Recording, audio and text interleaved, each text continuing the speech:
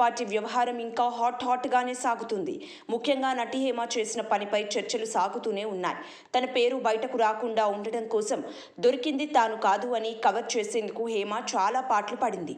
కానీ బ్లడ్ టెస్ట్లో అడ్డంగా దొరికిపోయింది. ఇక చేసేదేం లేక సైలెంట్ అయిపోయింది. కానీ ఓ సెలబ్రిటీగా ప్రజలకు చెప్పాల్సింది పోయి డ్రగ్స్ సేవించడమే కాకుండా లేనిపోని కట్టుకథలు చెప్పి పోలీసులను సమాజాన్ని తప్పుదోవ పట్టించడం అన్నిటికన్నా పెద్ద నేరమని అంటున్నారు.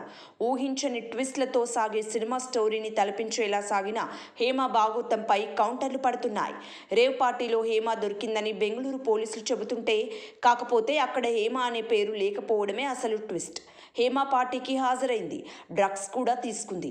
కానీ తన పేరు బయటకి రాకుండా జాగ్రత్త పడింది. అంతా బాగానే కవర్ చేసినా పోలీసుల ముందు ఆటలు సాగలేదు. వాస్తవానికి హేమ అసలు పేరు కృష్ణవేణి. ప్రభుత్వ గుర్తింపు కార్డుల్లోనూ అదే పేరు ఉంటుందని సమాచారం. దీనినే అడ్వాంటేజ్గా తీసుకుందామని భావించింది. అలాగే బెంగళూరులో ఎవరూ తనను గుర్తుపట్టరని కూడా హేమ అనుకుంది. కానీ బెంగళూరు పోలీసులు, కన్నడ మీడియా హేమను గుర్తుపట్టారు. ఆమె తెలుగులో క్యారెక్టర్ ఆర్టిస్ట్ అని వెంటనే కథనాలు ప్రసారం చేశారు.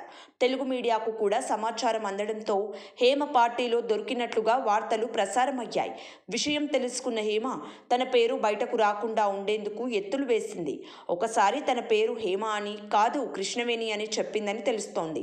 అడ్రస్ విషయంలోనూ హైదరాబాద్లో ఉంటానని, బెంగళూరు లోకల్ అని పోలీసులనే కన్ఫ్యూజ్ చేయడానికి ట్రై చేసిందని అంటున్నారు.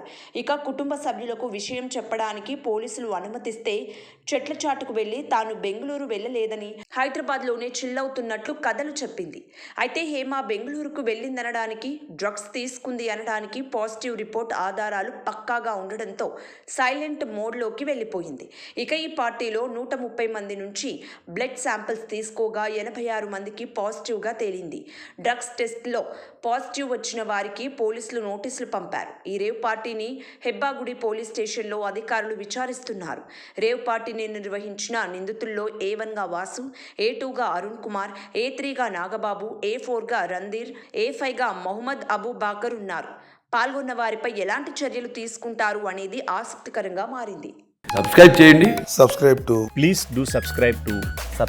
Please like, share and subscribe to top Telugu TV. Top Telugu TV. Top Telugu TV.